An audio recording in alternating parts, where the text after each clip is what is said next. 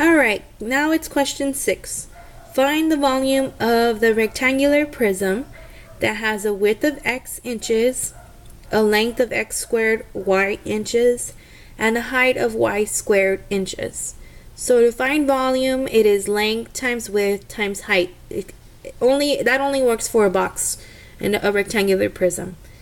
So let's go ahead and multiply length times width times height.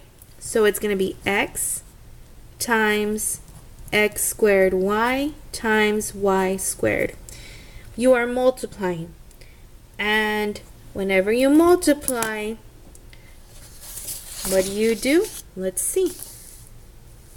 Let's look at the properties. Product means multiply of powers. So here we have am times an. What do you do with the exponents? You add them. So that's what we're going to do.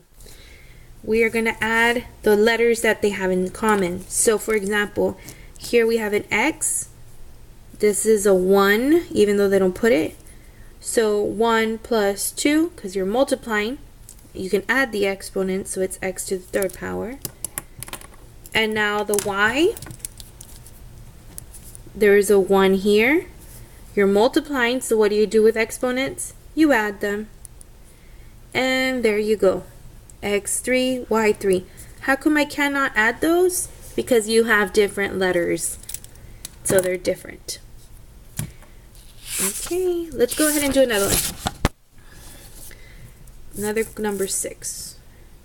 Find the volume of a rectangular prism that has a width of 2x inches, a length of 3x to the third power y inches, and a height of y cubed.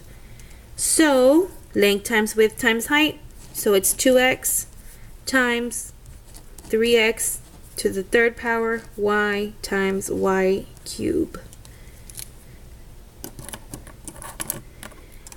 So we're going to multiply the numbers. 2 times 3, which is 6, because that's a constant. That's a coefficient, so you just multiply it normally. Then we look at the letters. So let's go ahead and look at the x. X, this is a 1 and a 3. So what do you do when you multiply? You add exponents. So it's x to the fourth power. And now we look at the y. The y